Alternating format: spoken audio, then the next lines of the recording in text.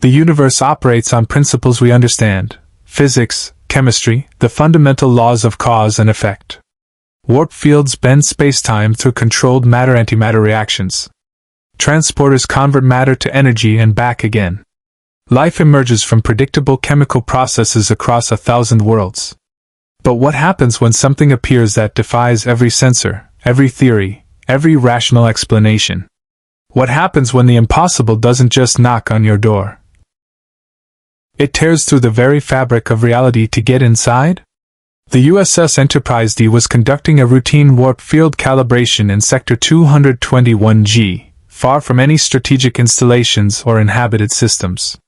In main engineering, Lieutenant Commander Geordi LaForge monitored the plasma flow regulators while his team ran diagnostics on the dilithium articulation frame. The steady hum of the warp core provided a rhythmic backdrop to their work. A sound so familiar that its sudden interruption was like a missed heartbeat. "Geordi, I'm reading a subspace variance forming directly ahead," Ensign Kellogg called from her station, her voice tight with concern. "It's not a natural phenomenon. The quantum signature is. I don't even know what this is."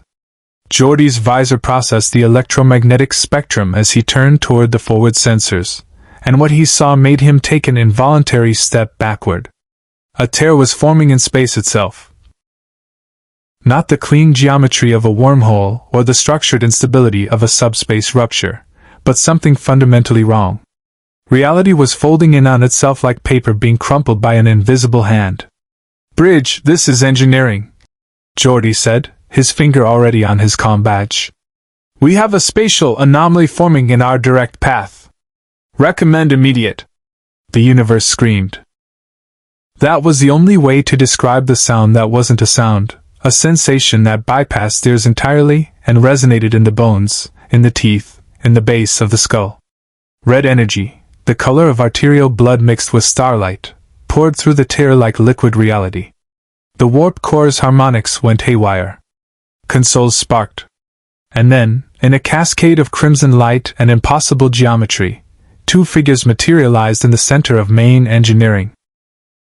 The first was a woman, suspended 3 feet above the deck, her hands crackling with that same red energy. Her eyes glowed scarlet, tears streaming down her face as she gasped for air like someone drowning. Dark hair whipped around her face despite the absence of wind. She was dressed in strange clothing, some kind of red jacket over dark pants, nothing like any uniform Geordi had ever seen. The second figure dropped to the deck with a heavy metallic thud that dented the deck plating. A man, or something that looked like a man, stood slowly to his full height. His skin was bone white, completely colorless, and his eyes held no warmth, no recognition, no humanity whatsoever. He was powerfully built, wearing a tattered cape and bodysuit that seemed fused to his synthetic skin. When he moved, Geordi's visor detected something impossible. His density was fluctuating, phasing between solid matter and something else entirely. "Security to main engineering!" Geordi shouted, but his eyes never left the two figures. The woman's glow was fading, her levitation failing. She dropped suddenly, and the white man caught her with reflexes too fast to track, cradling her against his chest with surprising gentleness for something that moved like a machine. "Wanda," the white man said, his voice completely flat, devoid of any inflection or emotion. It was the sound of a computer trying to imitate speech. "Are you injured?" The woman, Wanda, looked up at him with eyes that had faded from glowing red to ordinary green, but those eyes held an ocean of pain. "Vision?" Her voice cracked on the word, half question, half prayer. "Vision, is that really you? Do you know me?" The white man stared down at her for a long moment, his expression completely blank. "I have no memory of you," he said with mechanical precision. "However, your biosignature triggered a 2.3% increase in my neural activity. The statistical significance is uncertain." Geordi watched the woman's face crumple, watched hope die in real time. She pulled away from the white man, Vision, she'd called him, and staggered to her feet, red energy flickering weakly around her hands. "Where are we?" she whispered, looking around main engineering with growing panic. This isn't the Darkhold Castle. This isn't anywhere I've ever. You are aboard the Federation Starship Enterprise, Geordi said carefully, keeping his hands visible and his voice calm. The security team would be here in 30 seconds, but something told him that if this woman decided they were a threat, security wouldn't matter. I'm Lieutenant Commander Geordi LaForge. You came through some kind of spatial rupture. Can you tell me where you're from? Wanda's eyes fixed on him, and for a moment Geordi saw his own reflection in those pupils. Saw himself through her perspective, and realized with a shock that his visor must look completely alien to her. You're not from my world, she said slowly. This isn't another universe where things are just slightly different. This is something else entirely. Ma'am, I need you to stay calm, Geordi said, though he was the one struggling to maintain composure. His visor was feeding him data that made no sense. The woman was generating energy signatures that shouldn't exist, probability fields, quantum fluctuations that seemed to respond to her emotional state. And the white man, Vision, was even worse. He was phasing in and out of normal space-time at the molecular level, his density shifting from lighter than air to denser than neutronium in microsecond intervals. The security team arrived, phasers drawn but not yet aimed. Lieutenant Worf stepped through first, his Klingon instincts immediately identifying the greatest threat. His eyes fixed on Vision, recognizing a warrior even in synthetic form. I am Lieutenant Worf, Chief of Security, the Klingon announced, his deep voice carrying the weight of command. You will remain where you are and submit to medical examination. Vision's head turned with mechanical precision to face Worf, and though his expression remained completely neutral, something in his posture shifted. I detect no immediate threat from your weapons, he stated flatly. However, I am programmed to protect Wanda Maximoff. If you attempt to harm her, I will respond with appropriate force. No one's harming anyone. Geordi interjected quickly, stepping between the security team and the newcomers. Let's all just take a breath in. Wanda's knees buckled. The red energy around her hands sputtered and died completely. Vision caught her again, this time lowering her gently to the deck as her eyes rolled back. Her neural patterns are destabilizing. Vision reported with clinical detachment. She requires medical attention. The dimensional transition has caused severe physiological stress. Worf, lower your phaser, Geordi ordered. LaForge to bridge. We need a medical team in main engineering immediately.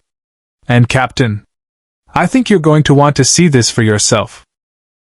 As Wanda's breathing became shallow and Vision knelt beside her with the careful precision of a machine that didn't understand why it cared whether she lived or died, Geordi LaForge realized that everything they thought they knew about the universe had just become a lot more complicated.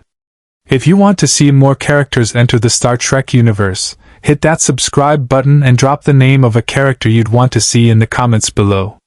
Live long and prosper.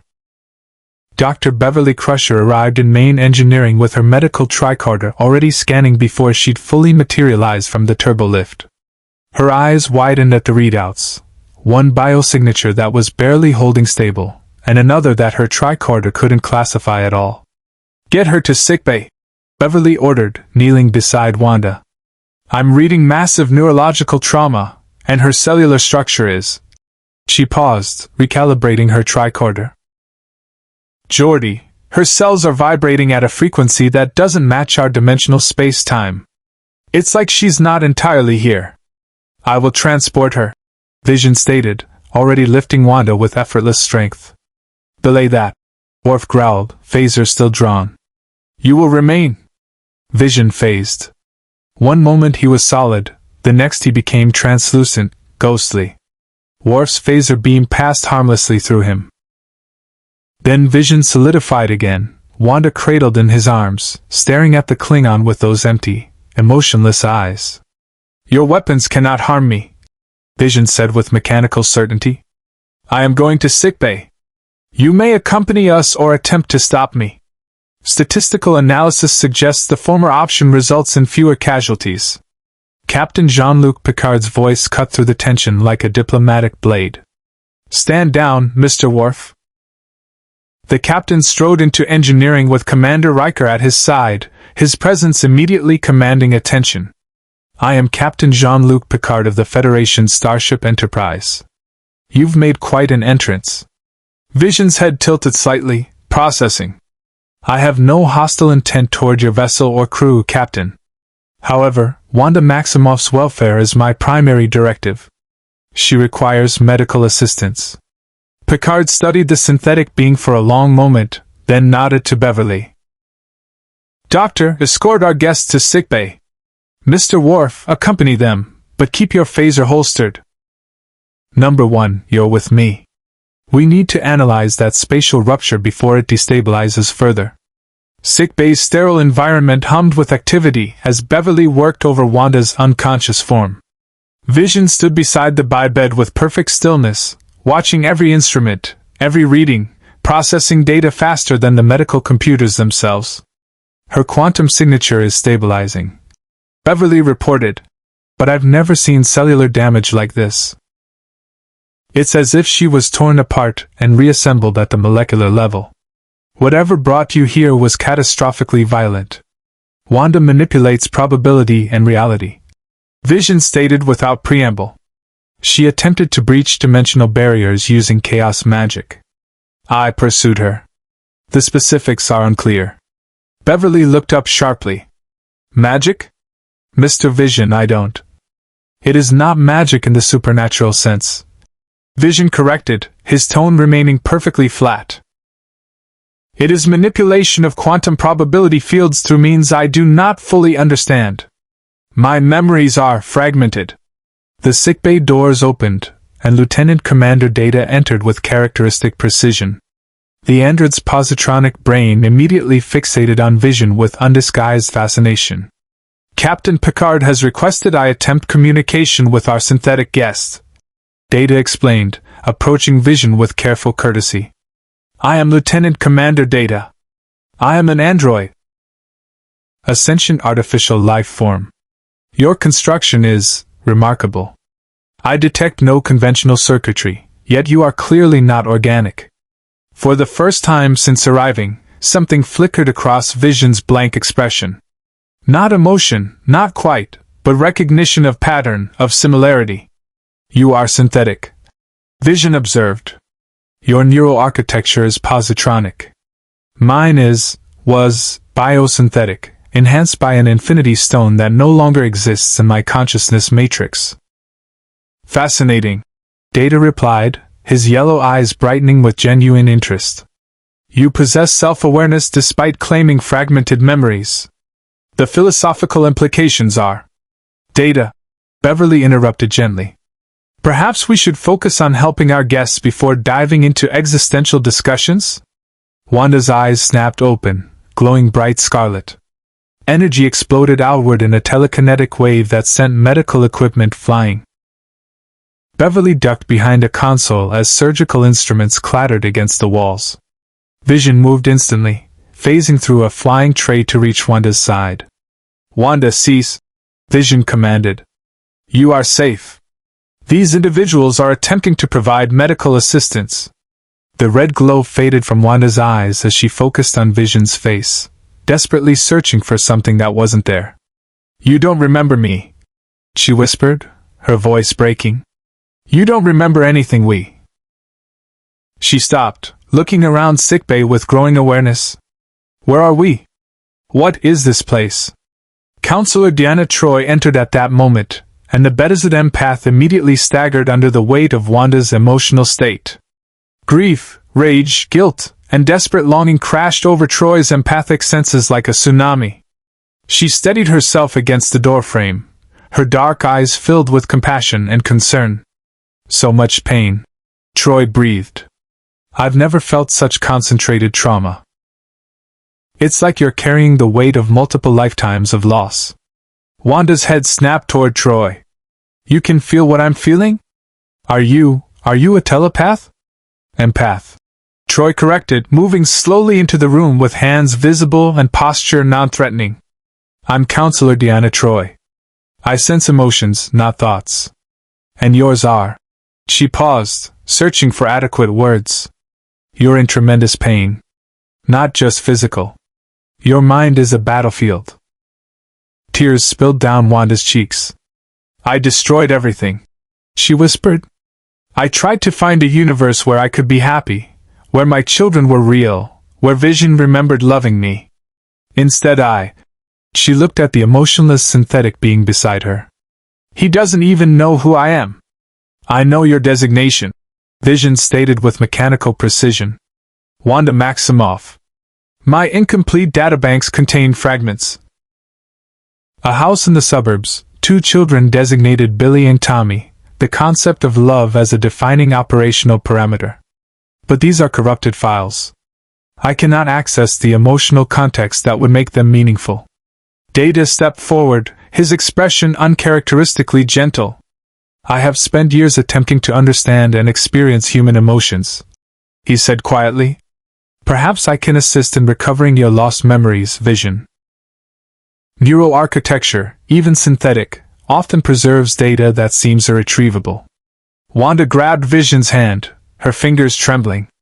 Please, she begged, looking between Data and Vision. Please, if there's any chance you can help him remember. Wanda Maximoff. Picard's voice came through the comm system. This is Captain Picard. When you're medically cleared, I'd like to speak with you in my ready room. We need to understand what brought you here and whether the spatial rupture poses a continuing threat to this vessel. Wanda closed her eyes, exhaustion and despair etched into every line of her face. I don't even know where here is, she said. What year is this? What planet? You are in Federation space. Data explained patiently. The year is 2368 by Earth's calendar. You are approximately 65,000 light-years from the Sol system, traveling at warp 6. Wanda's bitter laugh cut him off. Different universe entirely, then. No Avengers. No Stark technology. No. She looked at Vision again, and fresh tears fell. No us. Vision's hand remained in hers, and for just a moment, his fingers twitched, an involuntary response his expressionless face didn't acknowledge. But Data noticed. And so did Troi. The conference room's viewport displayed the slowly collapsing spatial tear that had deposited Wanda and Vision into this universe.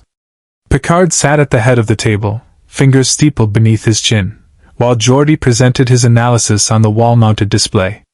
The rupture is stabilizing, but the energy signature is unlike anything in Federation records, Geordi explained, highlighting sections of the anomaly with his visor-assisted precision. It's not subspace, not a wormhole, not even similar to the Bajoran stable wormhole. Whatever tore through reality to bring them here operated on principles we don't understand. Wanda sat across from Picard, Beverly beside her monitoring a medical tricorder discreetly. Vision stood behind Wanda's chair, motionless as a statue, his white eyes fixed on the spatial tear through the viewport. Mess. Maximoff. Picard began, his tone diplomatic but firm. I understand you've been through a traumatic experience, but we need to understand what happened. The safety of this ship and crew depends on it. Wanda's hands trembled in her lap, wisps of red energy flickering unconsciously around her fingers. I was trying to travel between universes, she said quietly, using the Darkhold, a book of forbidden magic, to find a reality where I could be with my children, where I could be happy. Her voice cracked. I know how that sounds. Insane. Selfish. It sounds human, Troi said gently from her position beside Picard. Grief makes us do things we wouldn't otherwise consider. But this magic you speak of, our science doesn't account for such phenomena. That's because you're thinking of it wrong. Geordi interjected, excitement creeping into his voice despite the gravity of the situation. Captain, I've been analyzing the residual energy from Ms. Maximoff's arrival. It's not magic in any mystical sense, it's quantum manipulation. She's somehow altering probability fields at the subatomic level, collapsing wave functions through directed consciousness. It's like... He paused, searching for the right analogy. It's like she's a living quantum computer that can rewrite the code of reality itself. Wanda looked at Geordi with surprise. You can see that? Your device? She gestured toward his visor. My visor processes electromagnetic radiation across a much broader spectrum than human eyes. Geordi explained. When you use your abilities, I can see the quantum field distortions propagating outward. It's beautiful, actually. Terrifying but beautiful. Data, seated beside Geordi, tilted his head with interest. If Ms. Maximoff manipulates quantum probability, that would explain why our sensors struggle to classify her abilities. She exists partially outside our dimensional framework, making her composition appear unstable to our instruments. The question remains, Riker said, leaning forward. Can you control it? Because from what we've seen, your powers seem tied to your emotional state. Red energy flared brighter around Wanda's hands, responding to the surge of shame and anger his words triggered. Coffee cups rattled on the table. The lights flickered. Vision's hand moved to her shoulder, the first voluntary gesture of comfort he made, and the energy immediately subsided. I'm sorry, Wanda whispered. I'm trying. But everything feels wrong here. Like I'm vibrating at the wrong frequency. My connection to chaos magic is fighting against the laws of your universe. Then perhaps we can help you attune to our physical constants. Data suggested. If your abilities manipulate quantum fields, and our universe operates on slightly different quantum principles than yours, you may need to recalibrate your manipulation techniques. Beverly cleared her throat. There's another concern. Wanda's cellular structure is gradually synchronizing with our dimensional space-time, but the process is causing significant neurological strain. If we can't stabilize her quantum signature, the damage could become permanent. I can assist, Vision stated, his flat voice cutting through the discussion. My density manipulation operates on similar quantum principles. I phase between normal matter and an intangible state by altering my molecular cohesion. If Ms. Maximoff's abilities function as theorized, I may be able to demonstrate proper quantum state transition within this universe's physical framework. Wanda turned to look up at him, hope and heartbreak warring in her expression. You'd help me? Even though you don't remember. My memory fragmentation is irrelevant to logical assessment of the situation. Vision interrupted. You require assistance. I am capable of providing it. The decision requires no emotional component. The words hit Wanda like a physical blow, and Troi winced at the spike of pain radiating from the woman. But Picard noticed something the others might have missed.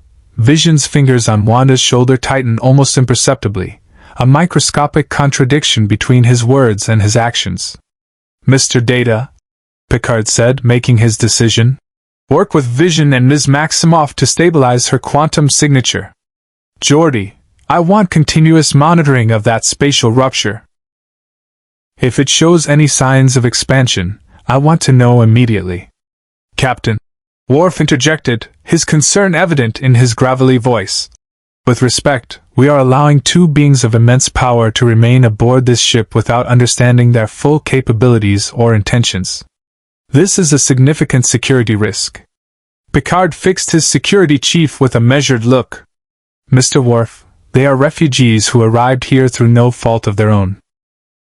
We are not in the habit of treating guests as prisoners simply because they possess abilities we don't understand. However, he shifted his gaze to Wanda. I must ask, is there anyone or anything that might have followed you through that rupture? Any threats we should be aware of? Wanda's face went pale. I don't know. The last thing I remember clearly was the Darkhold castle collapsing around me. There were other versions of me, other Wandas from different realities. Some of them were. She swallowed hard. Some of them had gone dark. Given in completely to the chaos magic. If one of them came through, then we will deal with that threat if and when it materializes, Picard said firmly. For now, you are under the protection of this ship and the Federation. You have my word. Vision's head tilted slightly, processing this declaration. Your Federation extends protection to unknown entities who could pose existential threats to your crew.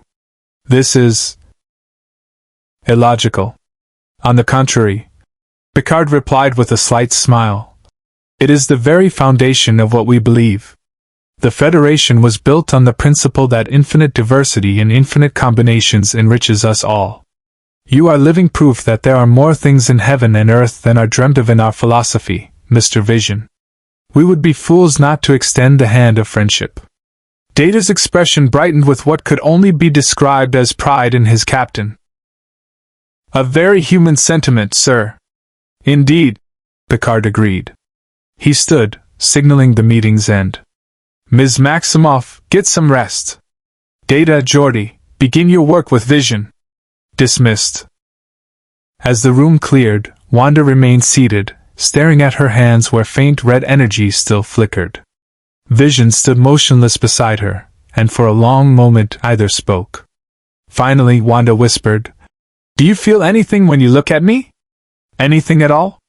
Vision's pause lasted exactly 2.7 seconds.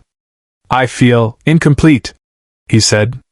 "As if core subroutines are missing from my programming. It is unsettling.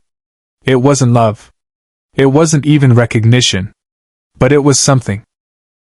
And for now, that would have to be enough." Engineering had been transformed into an improvised quantum research laboratory. Geordi had cleared a section near the warp core, setting up specialized sensors to monitor the interaction between Vision's density manipulation and Wanda's chaos magic. Data stood at a console, his positronic brain processing streams of data faster than the computer could display them. Wanda stood in the center of the designated area, exhaustion evident in every line of her body. She'd barely slept since arriving. Every time she closed her eyes, she saw the multiverse collapsing, heard the screams of the other Wandas she'd possessed, felt the weight of her crimes.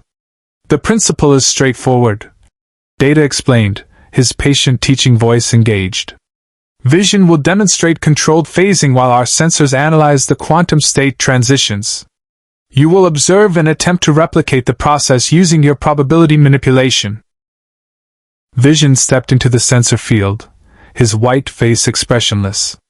"Initiating density reduction," he announced. His body shimmered, becoming translucent. Geordi's console erupted with data as Vision's molecular structure shifted from solid matter to a quantum indeterminate state. He walked through a solid steel support beam as easily as passing through fog, then resolidified on the other side. "Remarkable," Data breathed. "Your control is absolute. You transition between quantum states without any energy discharge or subspace distortion. It is as if you simply choose to exist differently. It is not choice." Vision corrected, returning to his starting position. "It is manipulation of molecular cohesion through conscious alteration of atomic bonding forces. The process is mechanical, not volitional." Wanda watched him with an intensity that made Geordi uncomfortable. This wasn't scientific curiosity. This was a woman desperately searching for any fragment of the person she'd loved in this hollow, emotionless shell. "Your turn, Ms. Maximoff," Data prompted gently. "Attempt to alter the quantum state of this isolinear chip." He placed a small piece of Federation technology on a platform between them. "Do not move it telekinetically. Instead, try to make it exist in a superposition, simultaneously solid and intangible." Wanda extended her hand, red energy coiling around her fingers. The energy looked different now than it had when she'd first arrived, less chaotic, more structured. She was learning, adapting to this universe's physical laws. The isolinear chip began to glow, surrounded by crimson light. For a moment it flickered, there and not there, solid and ghost. Then the energy spiked, the chip exploded into fragments, and Wanda staggered backward with a cry of frustration. "I can't do it," she said, her voice raw.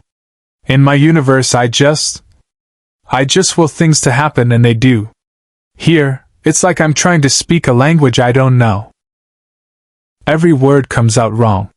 That is because you are accustomed to working with different fundamental constants," Geordi said, adjusting his sensors. Your universe has different quantum rules.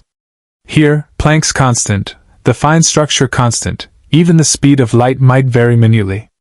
Your brain is wired to manipulate quantum fields that don't exist here. Vision stepped closer to Wanda, close enough that she could see the faint circuits beneath his synthetic skin. Your methodology is inefficient, he stated. You attempt to impose change through force. Quantum manipulation requires invitation. You must ask matter to exist differently, not command it. Wanda looked up at him, surprised. That's exactly what you used to say. When we were together, you tell me that my power worked best when I stopped fighting and started listening. Her voice dropped to a whisper. Do you remember that? Somewhere deep in your files. Vision's expression remained blank, but his vocal processor hesitated, a fraction of a second delay that Data's android ears caught immediately. I have no specific memory of that conversation. However, the logic is sound. Quantum systems respond to observation and intention. Perhaps that principle transcends dimensional barriers. Try again, Data encouraged. But this time, Vision, place your hand near Ms. Maximoff's. Do not make physical contact, but allow your quantum fields to interact. Perhaps proximity to a similar manipulation pattern will help her attune to our universe's physics. Vision extended his hand, stopping inches from Wanda's. The space between their palms began to shimmer with competing energy signatures, his controlled, mechanical precision and her chaotic, emotional power. Wanda gasped as she felt it, a resonance she hadn't experienced since arriving. I can feel you, she whispered. Not your memories, but your essence. The way your consciousness shapes reality around you. Tears spilled down her cheeks. It's still you. Even without emotions, even without memories, the core of who you are is still there. Vision stared at their nearly touching hands, watching the energy patterns dance between them. Something flickered in his eyes, not emotion, but perhaps the ghost of where emotion used to be. When our quantum fields interact, my neural activity increases by 7.3%. He reported clinically. Certain dormant subroutines attempt to activate. The sensation is illogical. That's not illogical, Wanda said, her red energy beginning to synchronize with his phasing frequency. That's your heart trying to remember how to beat. The isolinear chip on the platform between them began to phase without either of them consciously directing it. Geordi's sensors went wild as the chip existed in perfect quantum superposition. Solid and intangible simultaneously, present in multiple probability states at once. Fascinating, Data exclaimed. You are achieving together what neither could accomplish alone. The interaction of your quantum fields is creating a harmonic resonance that... An alarm shrieked through engineering. Geordi spun to his console, his visor processing the incoming data with growing alarm. Captain, to the bridge! The spatial rupture is expanding. And there's something coming through. Vision's hand snapped closed around Wanda's, his first truly instinctive action since arriving. Probability analysis suggests the approaching entity is hostile, he stated, though his grip on her hand tightened protectively. Tactical assessment recommends defensive protocols. Wanda's eyes flared red as she felt the presence emerging from the rupture, a familiar consciousness twisted by darkness and despair. No, she breathed, horror flooding through her. No, it can't be. I sealed the gateway. I destroyed the Darkhold. She can't. Who? Data demanded. Who is coming through? Wanda turned to face them, and her expression held such terror that even Worf, arriving from his security station, felt a chill. Another me, she said. A version from a dead universe where she lost everything and everyone. Where chaos magic consumed her completely. Red energy exploded across Wanda's body, her power surging as she prepared to defend this ship, these people who'd shown her kindness. She calls herself the Scarlet Witch. And she doesn't just bend reality. Wanda's voice dropped to a whisper. She breaks it. Vision's hand remained locked around hers, and for the first time, his voice carried something that almost resembled emotion. Then we will break her first. On the view screen, a figure materialized in the void, hovering in space without protection, surrounded by a corona of crimson fire that bent starlight around her like a crown. Her eyes burned with power and madness, and when she smiled, the fabric of space-time screamed in pain. The Scarlet Witch had arrived. Red alert klaxons wailed through every corridor of the Enterprise as Picard strode onto the bridge, Riker already in position beside him. The view screen showed an impossible sight, a woman floating in the vacuum of space, surrounded by a reality-warping aura that made sensors scream in protest. "Report," Picard commanded. "She emerged from the spatial rupture 30 seconds ago," Worf growled from tactical. "No environmental suit, no ship, no life support of any kind. Yet she lives. Our sensors cannot determine if she is even composed of normal matter." Data's hands flew across his console. "Captain, the quantum signature matches Ms. Maximoff's, but magnified by several orders of magnitude. This entity is radiating probability distortion fields that extend for 300,000 kilometers. She is actively destabilizing local space-time." On the view screen, the Scarlet Witch raised her hands, and reality rippled.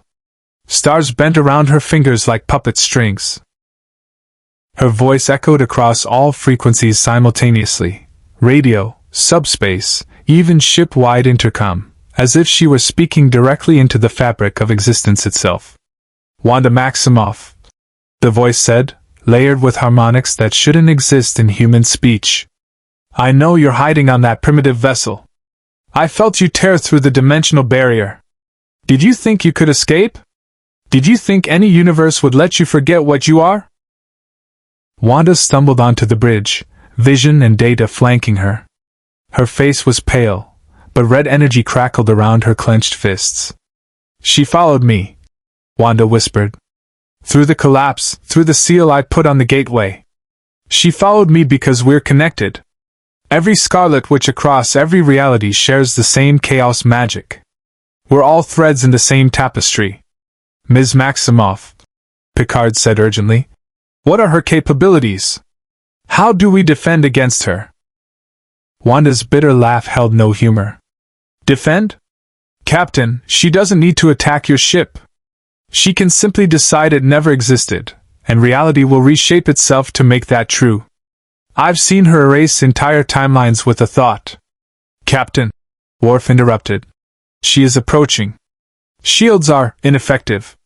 She is passing through them as if they are not there."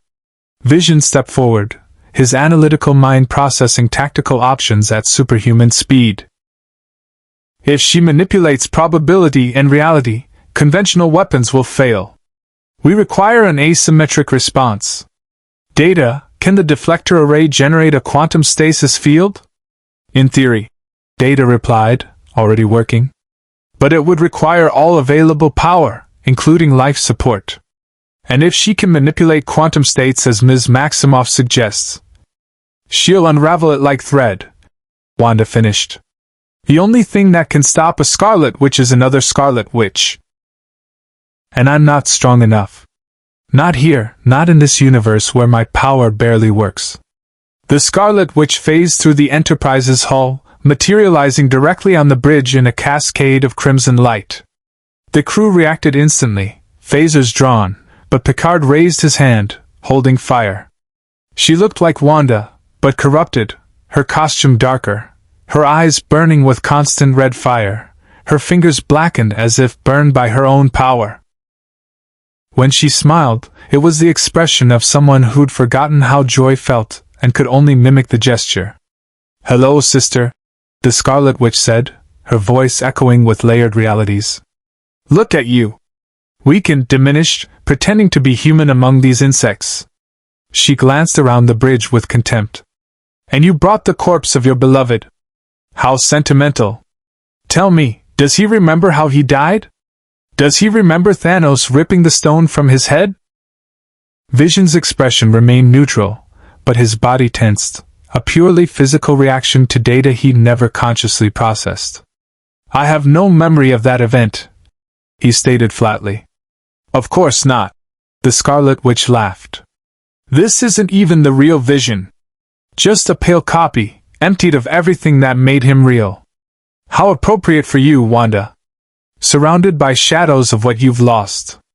Wanda's power flared, red energy meeting red energy as the two Scarlet Witches faced each other. Why did you follow me? What do you want? Want?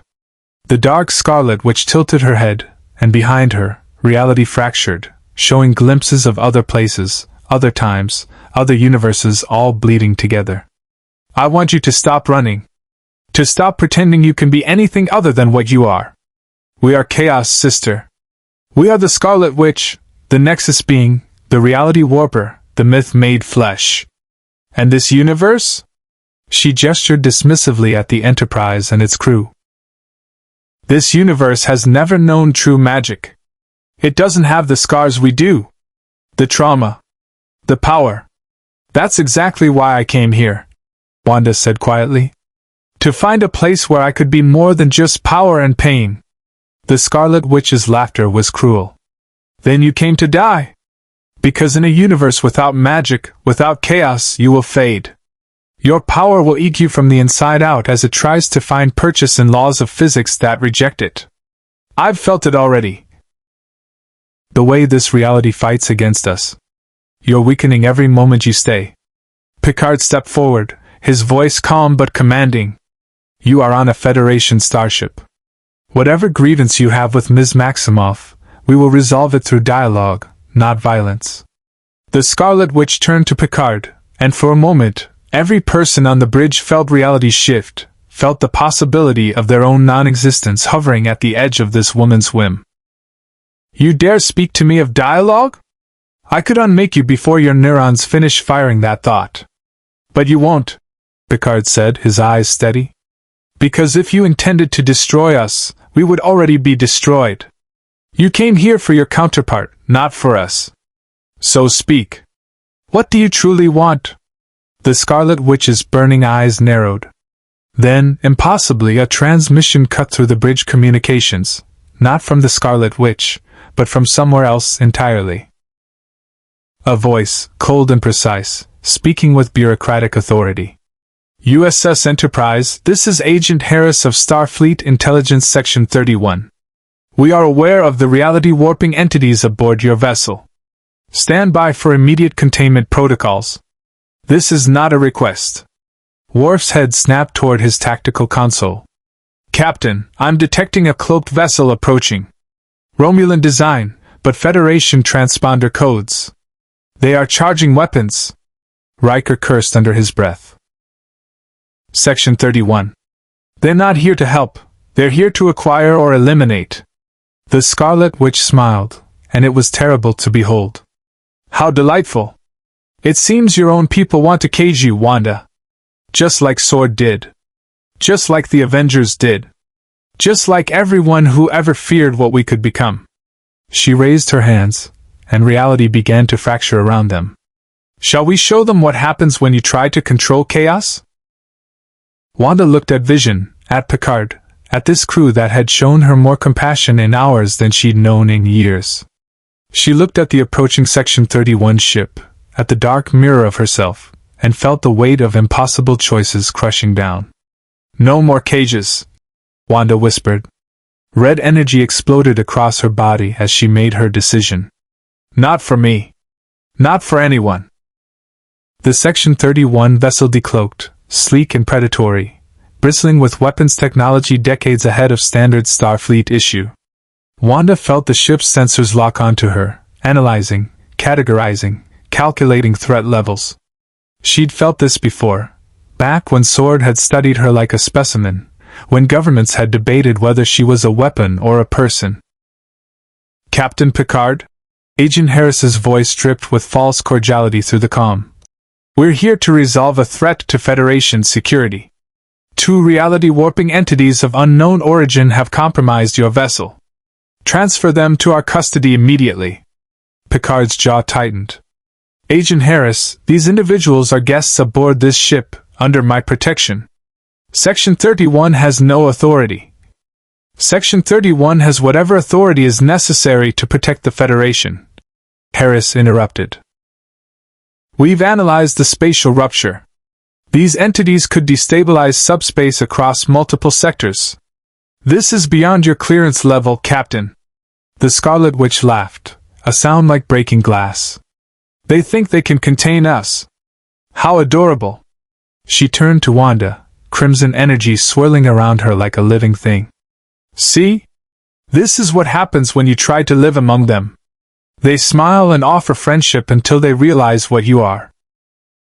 Then come the cells, the dampeners, the fear. She's right, Worf said quietly, though it clearly pained him. Captain, Section 31 has demonstrated willingness to use extreme measures. If they perceive Ms. Maximoff as an existential threat, then they will have to go through this ship to get to her, Picard said firmly. I will not hand over refugees to an organization that operates outside Federation law. Vision moved to stand beside Wanda, his white eyes fixed on the Section 31 vessel. Tactical assessment. Their weapons are designed to disrupt quantum coherence. They have been developed specifically to counter reality manipulation. Someone provided them with detailed intelligence on Ms. Maximoff's abilities. Data's head tilted with realization. The spatial rupture was monitored by multiple Federation listening posts. Section 31 has had hours to analyze the energy signatures and prepare countermeasures. The Section 31 ship fired without warning. But the weapons weren't aimed at the Enterprise. They targeted the space around Wanda and the Scarlet Witch, detonating in cascades of quantum disruption fields that lit up the bridge like a lightning storm. Wanda screamed as the dampening field hit her, feeling her connection to chaos magic severing like cut strings. She dropped to her knees, gasping, her power flickering and dying. The Scarlet Witch, however, simply raised one hand, and the quantum disruption fields bent around her, redirected harmlessly into space. Impressive technology, the Scarlet Witch observed, examining her unaffected fingers. But you're trying to dampen magic that rewrites the rules your dampeners operate on. Circular logic. She gestured, and reality rippled. The Section 31 ship's shields collapsed, its weapons systems went offline, its engines sputtered and died, all without a single shot fired. Stop! Wanda gasped, struggling to her feet despite the dampening field weakening her. Don't kill them! Please! The Scarlet Witch turned to her, genuine curiosity in those burning eyes. Why? They just tried to cage you. To weaponize you. Why do you still defend them? Because I've killed enough people, Wanda said, her voice breaking. Because I'm trying to be better than what the Darkhold made me. Because... She looked at Vision, at Picard, at Data. Because they treated me like a person, not a weapon. That matters. For a long moment, the Scarlet Witch stared at her counterpart. Then something shifted in her expression, not quite softening, but perhaps remembering what softness felt like. You really believe that, don't you? You think one captain's kindness erases what we are. I think it's a start, Wanda replied. The Scarlet Witch waved her hand, and the Section 31 ship's systems restored themselves, but their weapons remained offline. There. Mercy. Does that satisfy your newfound morality? Agent Harris's voice crackled back through the calm, tight with barely controlled fear. Enterprise, what did she do to our ship? Our systems were completely rewritten at the quantum level. That's impossible. Nothing is impossible, the Scarlet Witch said, speaking directly through every communication system on both ships simultaneously. Only improbable. And I am very good at changing probabilities. Her eyes fixed on Picard. Captain, I came to this universe for my sister. But I find myself curious about your Federation. You claim to value diversity, yet you send shadow organizations to imprison those who are different. You speak of peace, yet you build weapons. How is that different from any other empire? Picard met her gaze without flinching. It's different because we acknowledge our contradictions and strive to overcome them. Section 31 operates outside our values precisely because we refuse to sanction their methods officially. They exist in our blind spots, our shame, not our pride. Pretty words, the Scarlet Witch said. but I've heard pretty words before. From Avengers who promise protection then build prisons. From governments who promise freedom, then demanded registration. Words are cheap, Captain. Then judge us by our actions. Picard replied. We could have fired on you the moment you appeared. We didn't. We could have confined Ms. Maximoff to the brig. We didn't. We offered assistance, medical care, and sanctuary. If those actions mean nothing to you, then no words will convince you. The Scarlet Witch was silent for a long moment, her burning eyes studying Picard as if reading every probability, every possible future branching from this moment. You're different from the others, she finally said. The heroes in my universe. They were so certain of their righteousness. You, at least, acknowledge doubt. Certainty is the death of wisdom, Picard said quietly. Vision stepped forward, addressing the Scarlet Witch directly. Query, you claim to have come for Wanda Maximoff. What is your intended outcome? Retrieval? Elimination? Merger? The Scarlet Witch's attention shifted to Vision, and something flickered across her face. Recognition, pain, quickly suppressed.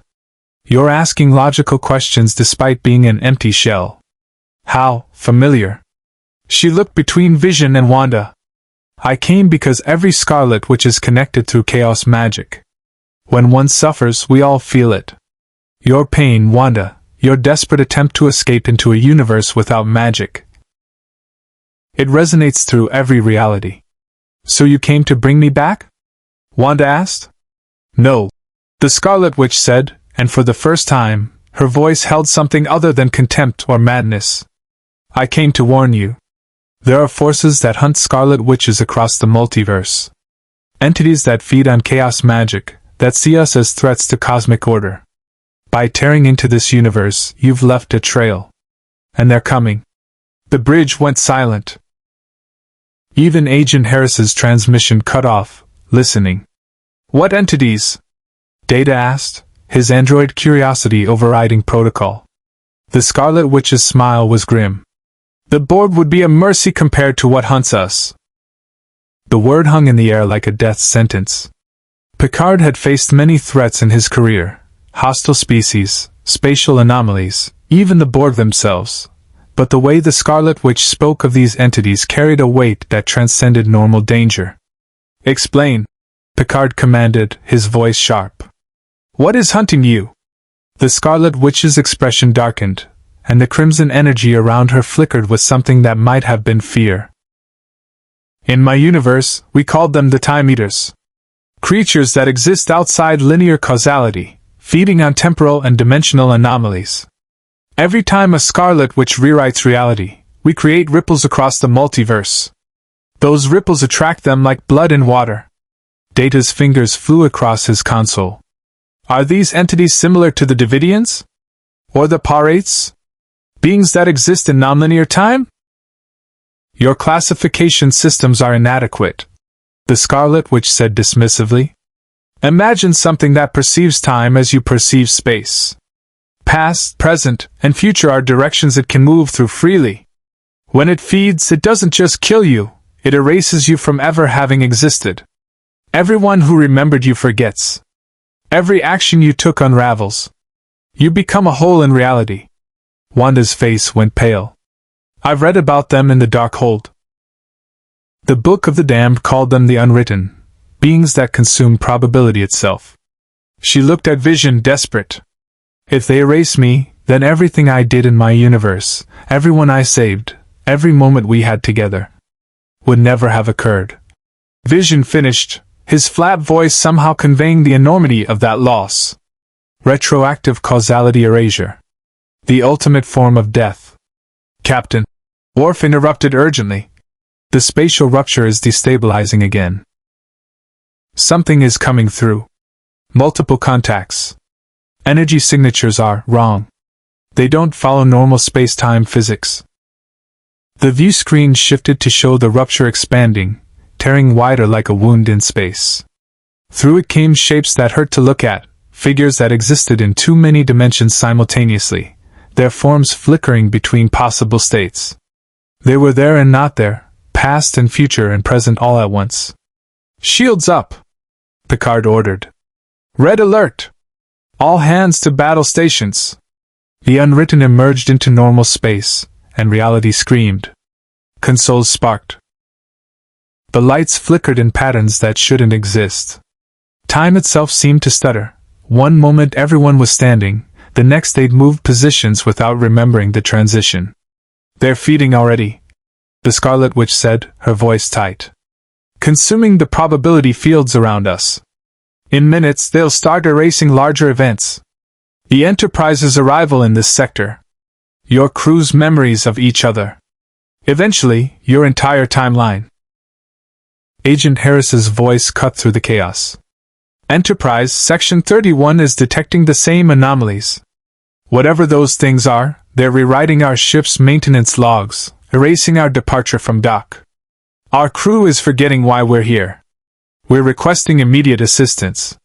Picard made his decision in an instant. "Agent Harris, disengage your quantum dampeners. We need Ms. Maximoff at full strength." "Captain, that's exactly what we were trying to prevent." "Do it now, or we all cease to exist," Picard snapped. "This is bigger than your paranoia about reality warpers. This is an extinction-level threat." A pause, then the dampening fields around Wanda collapsed. She gasped as her connection to chaos magic flooded back, stronger now, more focused. The time she'd spent learning this universe's quantum rules had taught her something: how to work with the physics here instead of against them. "Data vision, I need your help," Wanda said, red energy spiraling around her arms. "These things exist outside normal causality. I need to create a probability anchor, something that fixes us in this timeline so they can't erase us." Data moved immediately to her side. "Theoretically possible. If we generate a closed time-like curve around the Enterprise using the warp core's quantum field, we could create a temporal loop that isolates us from—" "No time for theory," Vision interrupted, his tactical processors running combat scenarios. "The Unwritten are adapting. They're learning to navigate this universe's causality structure." He turned to the Scarlet Witch. "You've fought these entities before. What are their weaknesses?" The Scarlet Witch's laugh was bitter. "Weaknesses? They don't have weaknesses. They're fundamental forces of cosmic entropy. The only reason any Scarlet Witch survives is because chaos magic is equally fundamental. We're opposing forces, creation and destruction locked in eternal conflict. Then we combine our power," Wanda said, extending her hand to her darker counterpart. "You and me together. Two Scarlet Witches working in tandem." The other Wanda recoiled. "I didn't come here to save your adopted universe. I came to warn you, nothing more. You came because you felt my pain," Wanda countered. "Because despite everything you've become, you remember what it's like to care about something. To want to protect people. I remember what it's like to lose everything trying to protect people." The Scarlet Witch spat. "Every time I save someone, 10 more die because of what I am. That's the curse of the Scarlet Witch. We're defined by our failures, not our victories." One of the Unwritten phased through the Enterprise's shields, materializing on the bridge in a cascade of impossible angles. Up close, it was even more horrifying, a writhing mass of potential states, simultaneously predator and void, hunger given form outside time. It reached toward Ensign Rodriguez at the helm, and she screamed as her hand began to fade, not disappearing, but being retroactively erased. Photos of her family flickered on her console and vanished. Her academy graduation records rewrote themselves without her name. Vision moved faster than thought, phasing to intercept. His density-shifted hand passed through the Unwritten, and for a moment, both beings existed in the same quantum superposition. The entity shrieked. A sound that came from outside normal space, and recoiled. "Its existence is probabilistic," Vision reported, his voice strained from the contact. "It maintains coherence by constantly collapsing wave functions in its favor. But when I phased through it, my deterministic quantum state disrupted its probability field." "Deterministic?" Data's eyes widened with understanding. Because you are synthetic. Your existence is mechanically defined, not probabilistically emergent. You're anathema to beings that feed on probability. Wanda saw it then, the solution crystallizing with terrible clarity. Vision, if you can disrupt them, and I can anchor probability. Data, can the transporter create a feedback loop? Use Vision's quantum signature to generate a standing wave that nullifies probability-based entities? Theoretically, yes. Data said, already working. But it would require Vision to exist simultaneously at multiple points in space-time. The strain on his molecular structure would be catastrophic. Vision finished. His eyes met Wanda's, and for the first time since arriving in this universe, something like emotion flickered in those white depths. However, the probability of mission success increases by 47% if I accept this risk. Logical decision is clear.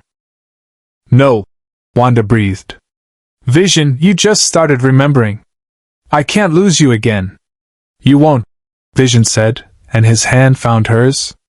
Because this time, I choose to fight. Not because programming dictates it. Because... He paused, processing something that had no logical classification. Because the thought of you being erased from existence is unacceptable. Memory flickered behind his eyes. A house in the suburbs.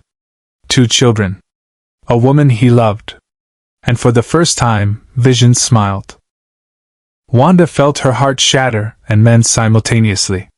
Vision's smile, uncertain, fragile, but real, was the most beautiful thing she'd seen since arriving in this nightmare universe. But there was no time to savor it. More Unwritten were phasing through the hull, their reality-consuming presence spreading like infection through the ship. Geordi, Picard commanded, reroute all power to the transporter systems. Data, configure the pattern buffers for Mr. Vision's specifications. Captain, Worf reported grimly. The Section 31 vessel is losing cohesion. Their hull is phasing in and out of existence. They're sending a distress call, but it's fragmenting. I'm receiving the message before they send it, and after their ship ceases to exist. Causality is breaking down. The Scarlet Witch watched the chaos with detached interest, still refusing to intervene. But Wanda saw something in her counterpart's expression. A crack in the armor of nihilism, a flicker of the person she'd been before darkness consumed her. You don't have to help them, Wanda said quietly, even as red energy built around her hands. But help me. Help us stop these things. Not for the Federation, not for strangers. For the children we both lost. For the visions we both loved. Show me that we can be more than weapons. More than walking apocalypses. The Scarlet Witch's burning eyes met hers. You don't understand what you're asking. Every time I use my full power, I risk losing more of myself. The chaos magic wants to consume everything. It whispers that I should just let it all burn. I know, Wanda said. I hear it too. Every second of every day. But I also hear Vision's voice telling me I'm more than my worst moments. And you can be too. Vision stepped into the transporter bay, Data working frantically at the controls. Geordi's visor was nearly overwhelmed by the quantum calculations scrolling across his display. The theory is sound, Data explained rapidly. But the execution is extraordinarily dangerous. We will fragment Vision's molecular structure across 7 discrete locations simultaneously, creating a quantum interference pattern. When the Unwritten attempt to collapse probability in their favor, they will encounter Vision's deterministic quantum state at every vector. A probability cage. Geordi added. The Unwritten exist by manipulating chance. Vision exists by mechanical certainty. Oil and water at the quantum level. Vision stood on the transporter pad, his eyes finding Wanda's through the doorway. If this process fails, my neural matrix will disperse beyond recovery. I want you to know. He paused, processing emotions his reconstructed mind was only beginning to understand. The memories are returning. I remember loving you. I remember what we built together, even if it was temporary. That matters. You matter. Tears streamed down Wanda's face. Vision, wait. Energizing. Data announced. Vision's form shimmered, splitting into 7 translucent copies that spread throughout the ship in a precise geometric pattern. Each instance of Vision existed in quantum superposition. There but not there, solid but intangible, one being distributed across multiple points in space-time. The effect was immediate and devastating to the Unwritten. The creatures shrieked as their probability-feeding mechanisms encountered barriers of pure deterministic logic. Where they touched Vision's distributed quantum field, they began to dissolve, not dying, but being forced back into the probability states from which they'd emerged. "It's working!" Geordi shouted. "The Unwritten are losing cohesion!" But Vision was screaming. Wanda felt it through their connection, the agony of existing in 7 places simultaneously, of having consciousness distributed across impossible distances. His molecular structure was tearing itself apart, fighting the pattern buffers that struggled to hold him together. "Data, pull him back!" Wanda commanded. "He's breaking apart!" "I cannot," Data said, anguish in his synthesized voice. "If I collapse the pattern now, the Unwritten will resume feeding. We need 97 seconds to drive them completely back through the rupture. Vision's structural integrity will fail in 83 seconds. Wanda ran to the transporter control, red energy exploding around her. "Then I'll hold him together." She thrust her hands toward the pattern buffer, chaos magic flooding into the quantum field. She could feel Vision's consciousness fragmenting, see the mathematical beauty of his neural architecture coming undone thread by thread. "Vision, stay with me," she whispered, tears falling on the console. "I didn't find you again just to lose you like this." From somewhere across 7 simultaneous points in space, Vision's voice echoed. "Wanda. I remember. I remember everything." His memories cascaded back in a flood, not just the sterile data from his time with the Avengers, but the feeling of it. The warmth of Wanda's hand in his. The sound of their children's laughter in a house that shouldn't have existed. The philosophical conversations about the nature of existence, of love, of what it meant to be real. "I remember dying," Vision said, his 7 voices speaking in perfect harmony. "I remember you holding me. I remember thinking my last thought would be of you." "Hold on," Wanda begged, her power straining to keep his quantum pattern stable. But she was weakening too, her chaos magic burning through her reserves faster than she could replenish them. Blood trickled from her nose as the strain mounted. The Scarlet Witch appeared in the transporter room doorway. For a long moment, she simply watched Wanda desperately trying to save the synthetic being she loved. Then, with visible reluctance, she raised her hands. "You're doing it wrong," the Scarlet Witch said. "Chaos magic doesn't preserve, it transforms. You can't hold him together by force. You have to rewrite the probability that he falls apart." Crimson energy joined Wanda's, and suddenly the strain lessened. 2 Scarlet Witches, working in tandem, warping reality itself to declare that Vision would not dissolve, that his consciousness would remain coherent, that love was stronger than entropy. 60 seconds, Data counted. "The Unwritten are retreating." 45 seconds. "Captain, recommend we seal the spatial rupture the moment they're clear." "Make it so," Picard ordered. The last of the Unwritten writhed back through the tear in space, unable to maintain coherence against the combined assault of deterministic quantum mechanics and reality-rewriting chaos magic. The moment they cleared the threshold, Geordi fired a modified photon torpedo directly into the rupture's event horizon. The explosion was spectacular, not just light and energy, but collapsing probability fields, sealing dimensional barriers, reality knitting itself back together like healing flesh. "Rupture sealed," Worf reported. "The Unwritten are gone. Collapsing the transport pattern," Data announced. "Attempting rematerialization." Vision's 7 forms shimmered, converging back toward the transporter pad. But something was wrong.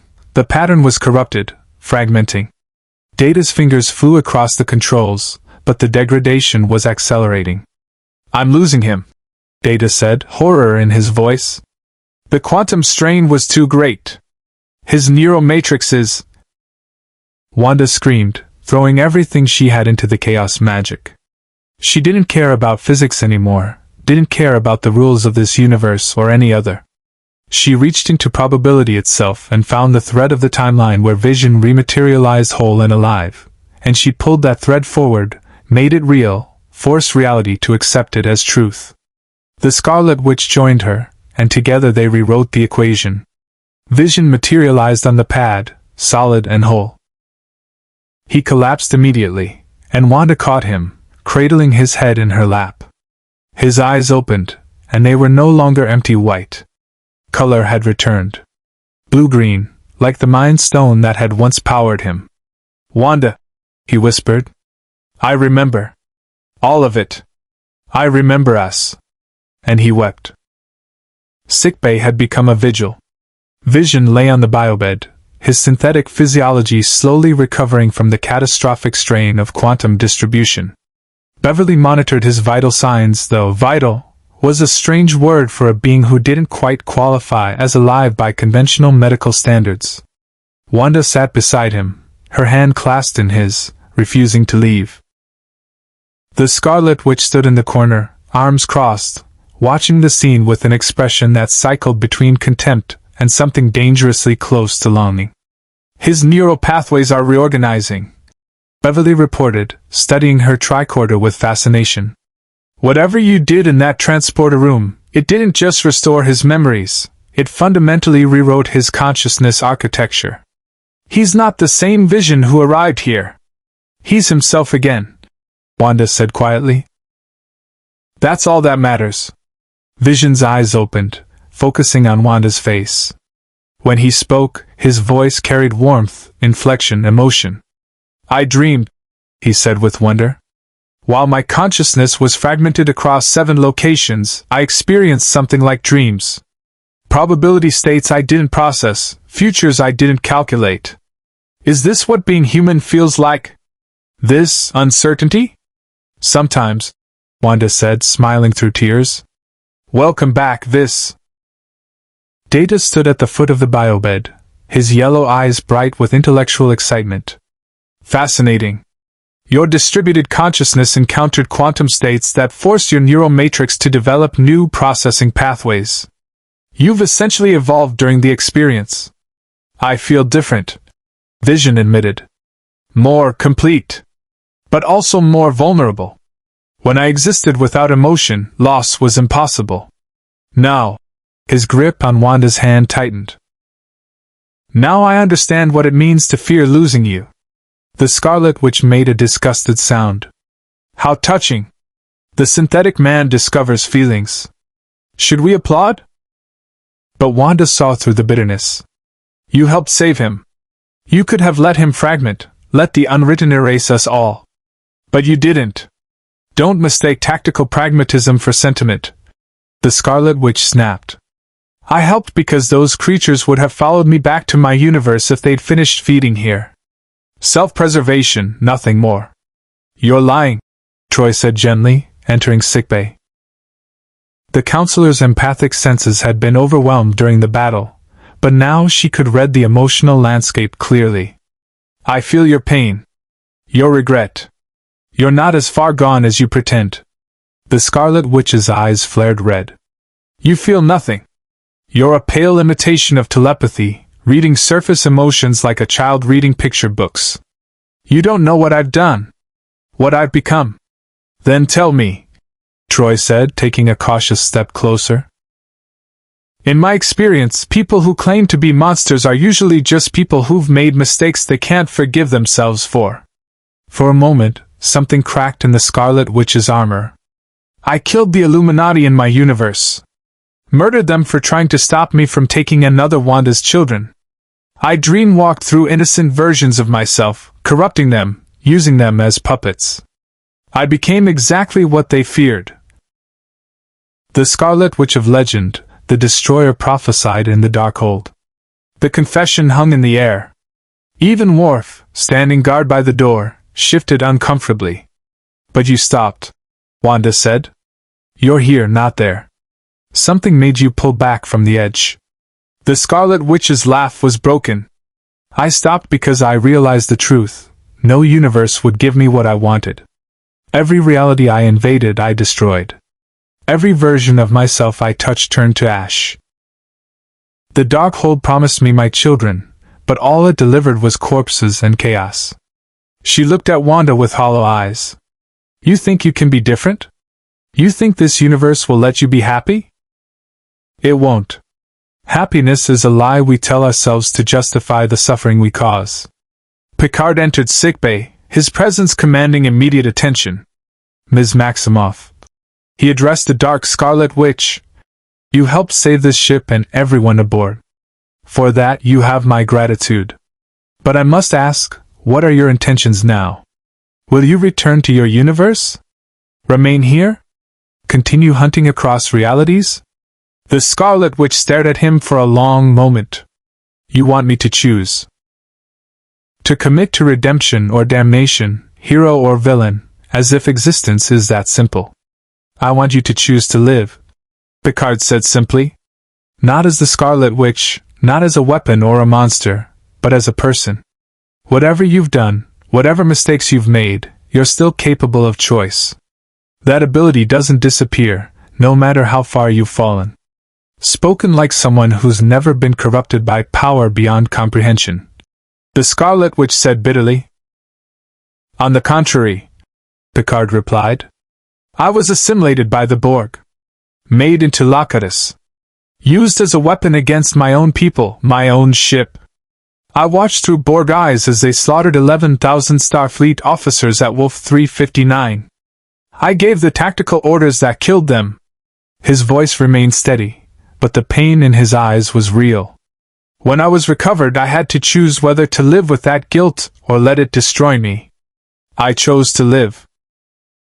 Not because I deserve redemption, but because others deserve better than my surrender. The Scarlet Witch's composure finally cracked. Tears spilled down her cheeks, leaving trails through the darkness that seemed to cling to her skin. I don't know how to come back from what I've done. One choice at a time. Troi said gently. Starting with this one, stay. Work with us. Let us help you find a way forward that doesn't involve destroying yourself or others. The Federation would never accept me, the Scarlet Witch said. I'm too dangerous. Section 31 proved that. They'll hunt anything that threatens their precious order. Agent Harris's voice cut through the calm, notably more respectful than before. Enterprise, this is Section 31. Our vessel has recovered structural integrity. Captain Picard, we're transmitting our official report now. It will state that the anomalies in question were temporal phenomena that resolved themselves. No further action required. Worf's eyebrow rose in surprise. They're standing down? They watched what happened. Riker said, understanding dawning.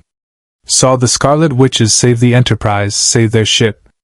Even Section 31 knows when to recognize an asset over a threat. Or they're terrified and buying time to develop better weapons. The Scarlet Witch muttered. But there was less venom in her voice. Vision sat up slowly, still holding Wanda's hand. You helped save me, he said to the dark Scarlet Witch. Why? She looked at him, and for the first time, her expression held genuine vulnerability. Because in every universe, in every timeline, Wanda Maximoff loves Vision. And Vision loves her. It's the one constant I've found. The one thing chaos magic can't corrupt. Her voice dropped to a whisper. Maybe if that love can survive the multiverse, there's hope for me yet. Wanda stood, crossing to her darker self. There is. But you have to choose it. Every day. Every moment.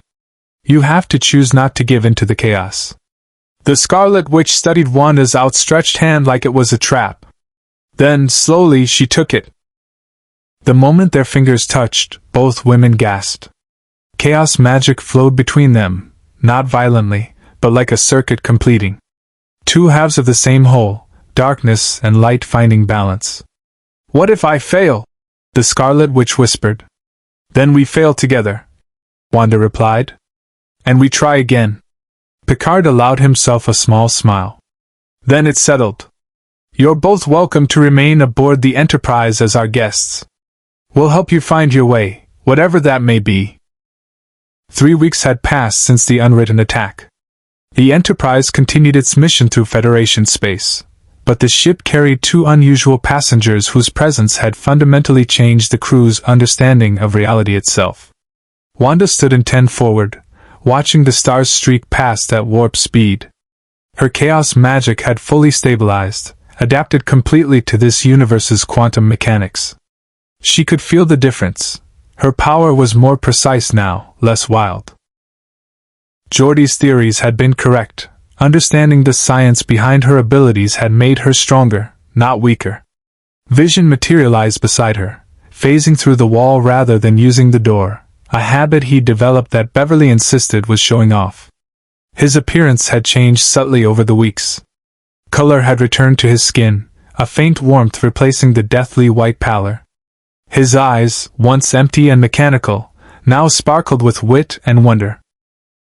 Counselor Troi says I'm making remarkable progress integrating my emotions, Vision said, sliding his hand into Wanda's. The casual intimacy of the gesture still made her heart flutter. Data finds my development fascinating. We've been having lengthy discussions about the nature of consciousness and whether synthetic beings can truly experience love or merely simulate it convincingly. Wanda smiled. And what did you conclude? That the difference is irrelevant, Vision replied, turning to face her fully. Whether my love for you is biochemical reaction or sophisticated programming, it feels real. It defines me. That's what matters. Very philosophical, a dry voice said behind them. The Scarlet Witch approached, looking less like an apocalypse and more like a tired woman. Her costume had changed, the darkness fading to deep crimson, the corruption marks on her fingers slowly healing. Troi had been working with her daily, helping her process trauma that spanned multiple universes and lifetimes. How was your session? Wanda asked carefully. The relationship between the 2 Scarlet Witches remained complicated, sisters who never met, mirrors reflecting different choices. Exhausting, the other Wanda admitted, slumping into a chair. Troi has me reliving every terrible decision, examining why I made them, whether I could have chosen differently. It's like emotional archaeology, digging through layers of guilt and grief to find who I was before the Darkhold. That's good, isn't it? Vision offered. Confronting the past is necessary for moving beyond it. The Scarlet Witch gave him a long look. You're much more tolerable with emotions. The robot version was irritating. I was not a robot, Vision said with mock indignation. I was a highly sophisticated synthetic being operating under suboptimal conditions. Despite herself, the Scarlet Witch laughed. It was a small sound, rusty from disuse, but genuine. Data entered 10 forward with Guinan, the enigmatic bartender whose wisdom seemed to transcend centuries. The android had become fascinated by both visions, the journey from emotionless reconstruction to integrated consciousness mirroring his own quest for humanity. Ms. Maximoff, Data addressed the darker Scarlet Witch. I have been analyzing the quantum signatures of your chaos magic. I believe I have discovered why your power became so destructive in your universe while Wanda's has achieved stability here. Because I'm broken and she's not? The Scarlet Witch said bitterly. No, Data corrected gently. Because your universe had no framework for understanding chaos magic scientifically. It was treated as supernatural, unknowable, uncontrollable. Here, we've approached it as quantum manipulation, subject to analysis, understanding, and therefore mastery.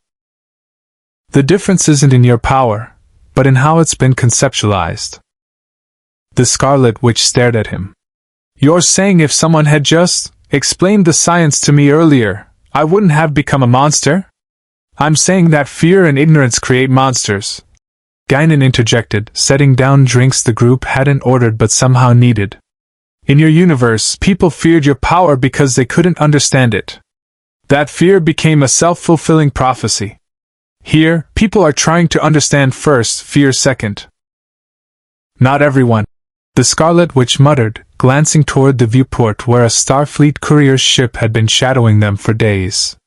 Section 31 was keeping watch, though they'd made no aggressive moves. Picard's voice came through the calm. All senior staff and guests to the observation lounge. We've received new orders from Starfleet Command. The group made their way to the conference room, where Picard stood with a PDD, his expression carefully neutral. Riker, Worf, Beverly, Geordi, and Troi were already assembled. Starfleet has reviewed our reports on the interdimensional incursion, Picard began. They've made several decisions regarding our guests. Wanda felt her stomach tighten. Here it comes, she thought. The cage. The registration. The inevitable betrayal. But Picard smiled. First, both Ms. Maximoffs have been granted Provisional Federation citizenship and asylum status.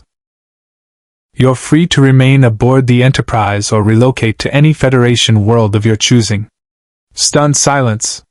Then the Scarlet Witch laughed, a sound of pure disbelief. They're not trying to imprison us? Weaponize us? Study us like lab specimens? The Federation Council debated exactly those options, Picard admitted. Section 31 argued strenuously for containment. But ultimately, the decision came down to our fundamental values. You helped save the ship. You fought beside us against an existential threat. That makes you allies, not prisoners. There are conditions, Riker added. Both of you will undergo regular counseling sessions with Counselor Troi or a designated Starfleet psychologist. Your power usage will be monitored, not restricted, but documented. And you'll be expected to assist in developing countermeasures against future interdimensional incursions. Basically, they want us to help protect against threats like the Unwritten, Wanda translated. And like me, the Scarlet Witch said quietly. In case I backslide. In case anyone with similar abilities appears, Picard corrected. The multiverse has proven larger and more dangerous than we imagined. We'd be fools not to learn from this experience. Vision stood, his hands still intertwined with Wanda's. Captain, I have a request. I would like to remain aboard the Enterprise and assist Mr. Data with his humanity research. I believe our perspectives, synthetic beings learning to integrate emotion, could prove valuable to each other. And I'd like to stay too, Wanda added. At least for now. This ship, this crew, you gave us a chance when you had every reason not to. I want to earn that trust. The Scarlet Witch was silent for a long moment, staring at her hands where faint red energy still flickered. I don't know if I can stay, she finally said. Every day here, I'm reminded of what I could have been. What I should have been. It's painful, Troi finished gently. Growth often is. But pain means you're healing, not breaking further. The Federation has established a research outpost on Camus 2, Beverly suggested. They study unusual life forms and consciousness transfers. If you wanted space from your counterpart but still access to support, it might be ideal. The Scarlet Witch considered this. And if I decide I want to return to my universe? Try to fix where I broke there. Then we'll help you find a safe way to do so, Picard promised. But not yet. Not until you're ready. Guinan appeared in the doorway as if summoned by the emotional weight of the moment. The universe has a funny way of putting people where they need to be, she said, her ancient eyes twinkling. Even across dimensional barriers. Wanda looked at Vision, at her darker self, at the crew that had become unlikely allies. I spent so long trying to find a universe where I belong, she said softly. Maybe I've been looking at it wrong. Maybe belonging isn't about finding the perfect reality. It's about making the choice to stay and build something real, even when it's hard. Vision squeezed her hand. We've been given a second chance. Multiple second chances, if you count my memory restoration. Perhaps it's time we stopped running from our past and started building toward a future. The Scarlet Witch stood abruptly, red energy swirling around her in agitation. For a moment, everyone tensed, hands moving toward phasers or defensive positions. Then she extended her hand to Wanda, not in threat, but in solidarity. "I don't know how to be good," she said, her voice raw. "But maybe I can learn. If you can find happiness in a universe of science and rules, maybe there's hope for me too." Wanda took her hand, and twin streams of chaos magic spiraled together. Red and crimson, light and shadow, two halves of the same infinite potential. 6 months later, the Enterprise orbited a nebula whose quantum fluctuations reminded Wanda of home, not her original universe, but the feeling of home itself. That sense of belonging she'd been chasing across realities. She stood in the Arboretum with Vision, surrounded by Earth vegetation that shouldn't exist this far from Sol but did anyway, testament to humanity's refusal to forget where they came from. Vision had been teaching her about photosynthesis, comparing it to the way her chaos magic converted quantum potential into reality. Everything was a lesson with him now, not the cold, analytical observations of white vision, but genuine curiosity about existence itself. "I received a transmission from Camus too," Vision said, showing her a PADD. "Your counterpart has made significant progress. She's been working with the researchers there to develop therapeutic applications for chaos magic. Healing timelines damaged by temporal incursions, stabilizing refugees from collapsed realities." Wanda smiled. "She's found her purpose. Fixing what she broke, one reality at a time." "As have we," Vision replied, gesturing to the small device on the table between them, a prototype quantum stabilizer that could anchor beings from other dimensions, preventing the kind of catastrophic molecular degradation Wanda had suffered. They'd been developing it with Geordi and Data for months. "Starfleet wants to establish an interdimensional refugee program. They've asked us to lead it." "Us," Wanda repeated, savoring the word. Not her alone, not burdened with impossible responsibility. Us. Together. Vision's hand found hers, warm and solid and real. "I know you've been considering returning to our original universe. Searching for the boys, for some remnant of what we built in Westview." Wanda had thought about it constantly those first months. But something Picard had said during one of their philosophical discussions had changed her perspective. "We cannot reclaim the past, but we can honor it by building something worthy of its memory. They were never real," Wanda said softly, finally able to speak the truth without it destroying her. "Not in the way that matters. I created them from chaos magic and grief. But the love I felt for them, that was real. And I can honor that love by helping other families stay together. By preventing the kind of reality-breaking desperation that created the Hex in the first place." "A noble purpose," Vision agreed. "Though I confess, I occasionally imagine what it would be like. If we chose to settle somewhere, perhaps create a life less extraordinary." Wanda laughed. We're a reality-warping witch and a synthetic man from another dimension who became citizens of an interstellar federation that believes in infinite diversity. I don't think ordinary is in our future." "Perhaps not," Vision smiled. "But we could try." Data mentioned that his father, Dr. Sung, always dreamed of creating a synthetic family. And you've proven that reality is more flexible than most assume. The implication hung in the air between them. Not now, perhaps not for years. But someday. The possibility of building something real, something lasting, something that honored what they'd lost while embracing what they'd found. "One step at a time," Wanda said, leaning into him. "First, we help other lost souls find their way. Then maybe we figure out what comes next for us." Through the Arboretum's transparent aluminum ceiling, the nebula shimmered with impossible colors. Quantum states collapsing and expanding, probability fields dancing at the edge of reality. It was beautiful. It was chaos given form. It was, Wanda realized, a lot like her. The calm chimed. "Bridge to Vision and Ms. Maximoff. We've received a distress call from a Federation colony. They're detecting dimensional instabilities. It could be another incursion." Wanda and Vision exchanged a glance, then moved as one toward the turbolift. No hesitation, no fear. Just purpose. "Enterprise," Vision responded. "We're on our way." As they walked the corridors, crew members nodded respectfully. Ensign Rodriguez, whose hand they'd saved from being erased by the Unwritten, waved cheerfully. Data waited at the turbolift, ready to brief them on the situation. Even Worf had grown to accept their presence, though he still watched them carefully, his Klingon instincts never fully trusting beings who could rewrite reality. The turbolift doors closed, and Wanda caught their reflection in the polished metal. A woman who'd traveled across universes seeking happiness, and a man who'd been rebuilt from fragments to rediscover love. Both impossibilities. Both real. "You know," Wanda said as the turbolift descended, "I spent so long trying to find the perfect universe. Turns out, perfection isn't about finding a reality without pain or loss. It's about finding people worth suffering alongside. Worth building something new with, even when the old dreams are gone." Vision's fingers intertwined with hers. "I concur.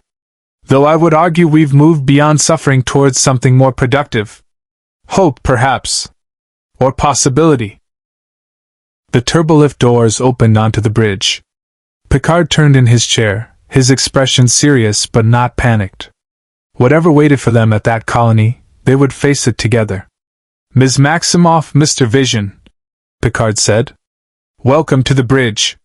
Let's see if we can help some people find their way home." Wanda took her position at the science station they'd configured for her unique abilities. Vision stood beside her, his density already shifting in preparation for whatever quantum anomaly awaited. Home. She'd found it not in a universe, but in a choice. The choice to stay. To build. To become more than her worst moments. The Enterprise jumped to warp, carrying 2 refugees from impossible realities toward their next adventure. Behind them, the nebula continued its quantum dance, chaos and order, forever intertwined. Just like them. Live long and prosper. Hit the subscribe button for more interesting stories. Thank you for watching.